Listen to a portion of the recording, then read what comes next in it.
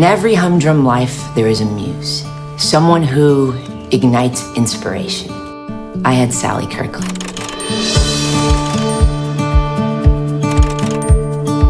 Mom, you'd support me if I went for what I really want, right? I need to move to Hollywood. Maybe you'll meet Reba McEntire. I could meet Sally Kirkland. Like, that's gonna happen. Do these photos mean these people ate here? You mean Sally? She just left.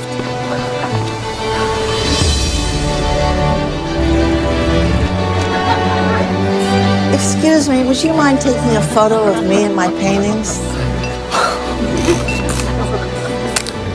Are you my new assistant? Yes. You start right now.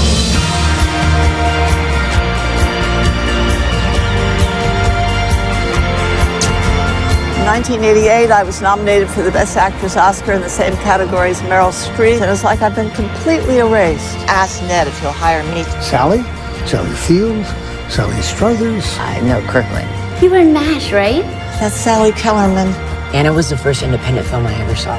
I love Anna because she's an underdog. Remember when I said I wanted to meet my favorite movie star? She's here and wants to talk to you. She wants to talk to me? God just brought us together. He is a mystical child of light. Okay. Sally, I want to get you out there again. Get you noticed.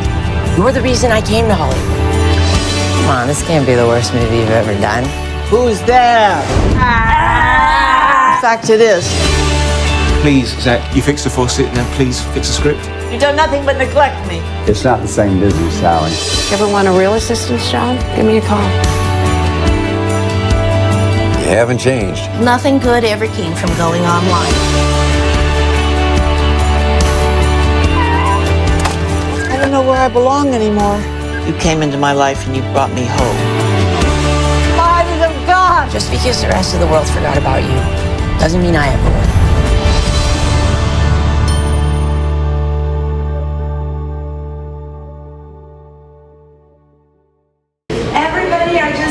Since Xaque has to leave earlier, we are going to have an award ceremony later. So I just want to present him with his award for the best feature-length comedy of the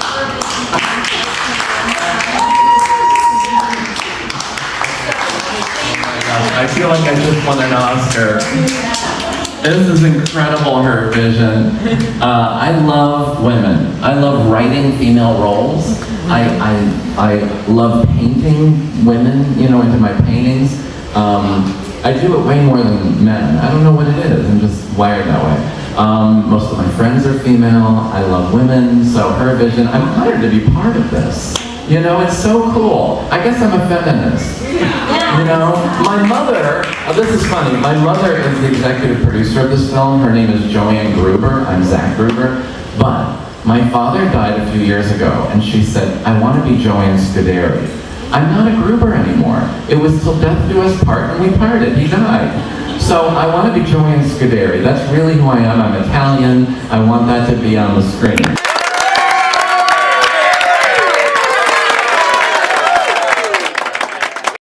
Film Festival, which was a very big honor and a big deal, considering especially that no one even knew what they were doing on this short film. So the fact it goes to the fanciest film festival and everyone said, you're a director. And I went, oh my gosh, I guess I am. I'm a director. Oh my gosh, you're directing SALLYWOOD. I went, oh wow. So it just happened very organically. And I'm kind of learning on the job, and I wrote it, and I directed it, and I found this great team. So I want to give the microphone to Steven Wolfe now. I don't know if I can top that. So I'm going to ask for questions, because I don't have a lot to add today. Xaque's friend Jill, who was the one who was at the dinner party, actually brought the script to me, and she told me about it. I didn't know Xaque, and I read the script, and I liked it, and we met and talked for almost a year, I think, before we really started to move forward with this. So I'm really proud of the film. I really like it a lot, and I think Sally is unbelievable. And the one thing I'll say about somebody playing himself in a movie, I was skeptical. I think I said to Xaque, I've seen this done a couple times, and it's never very good. I'm just not a fan of people playing themselves in a movie. And through the casting process, when we were meeting the various actors that were up for Xaque's part and some others, Sally read with everybody, and watching her read the script with these other actors, I'm like, oh wow, she can really do this for sure, and that's really what got me on board with it. So I went from being skeptical in the beginning to being a huge fan, and I think she's done a marvelous job in this. And not many people would be so honest with all of their blemishes like she is in this movie, and she never held back. You know, she had a good sense of humor about her life. So. Anybody have any questions? This was Michael Lerner's last film, right? This was Michael Lerner's last movie, which I did, I think 3 movies with Michael over the years. That's how he became involved in this. First one, which is where I met Stephanie. Which was Jack Clucken's last movie. Yes, which was Jack Clucken's last movie. Stephanie did the production legal for this movie, and Maxwell over there worked on the movie. He was my assistant on the movie. He's now a talent manager at our company. So, it's been a good process, and we've actually won 9 awards now with this one at festival. It's just starting. And we're hoping to move it into distribution sometime later this year, and hopefully we'll make it to theaters. I want to introduce Maggie Wagner, and Maggie, why don't you talk a little bit about your relationship with Sally? Okay, so I met Sally in 1986 at the Actress Studio in New York. She discovered me, and she was like, "You're such a good actress," and I ended up studying with her. And I'm not going to tell you the whole long, incredible story, but she had done a movie with my uncle Mark Rydell, and called Cinderella Liberty. He's a director. He directed on Golden Pond and The Rose. So when she found out that I was Mark's niece, she lost her mind, basically. And she said, "I'm going to make you a star." Well, that didn't exactly happen. But she definitely, I've done about 90 movies since I met her. And we've done 14 movies together. This film was actually filmed in Sally's apartment, in her real apartment where I live when I'm in West Hollywood. So that was like my bed that I sleep on. There was no way to recreate that. There was no way to recreate it, so it's kind of like my room. And if you have any questions at all, I mean, there's been 40 years of amazing stories. I've been there through all of it. I met Bob Dylan through her. I went on the road with Bob Dylan and his band. We went together. Did you know Rob Steiner? No, I don't know Rob, but I met a lot of people, and my life has totally changed, and I kind of felt like I was watching my life up there, except I didn't write the movie, and he had the idea, so I'm just happy to be here, and if you have any questions at all, I mean, yeah, it's been an amazing life, and I just did a movie called The Panic with Carrie Elways. And I'm still acting, and thanks to Sally. I have a question for you. What kind of acting tips do you give each other, and behind closed doors? Is it like? Oh, what did you say? Sorry. What kind of acting tips do you give each other, or just notes on each other's performances? That's a funny story, guys, because I have, tried to help Sally at times with her acting, and she's like, "Don't tell me what to do. I'm an Oscar nominated." We have this funny thing where I'll help her with her lines, and she'll be like, "Darling, don't tell me how to act. I know what I'm doing." I'm like, "You're right." But she was my acting coach, so I've learned a lot from her. I've learned how to really be a great, just do things I've never thought I could even do as an actress. But yeah, is that what you mean about acting tips? Yeah, or critiquing each other's performances, as artists, I could imagine. Yeah, I don't critique Sally.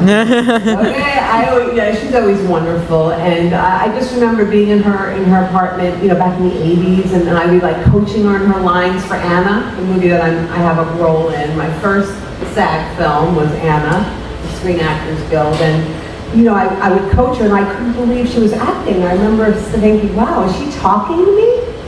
Like, it was so good. Like, she's so in her body when she's acting that I kept thinking, this is so weird. Like, I thought acting was, you know, when I was young, I thought, oh, she has to be doing something. She wasn't doing anything. I've never seen anyone be so connected in my life. I don't know if you guys know what I'm talking about, because, but when you're an actor, it's like, wow. It's like she doesn't do anything. Who's an actor in here? Oh, we have a bunch. Okay. So you know what that is. Like, she's amazing, and her memory is amazing, and she just so many funny stories. You know, we went to Europe, we did a movie there. Anyway, I know I don't want to bore you guys with all the crazy stories, but so many things have happened. So thank you for, you know, being here. And if you have any other questions, get me now. Frank? Amazing film. Excellent. I was like in stitches the whole time, like hilarious. Like we've been like quoting it, like back and forth this whole time.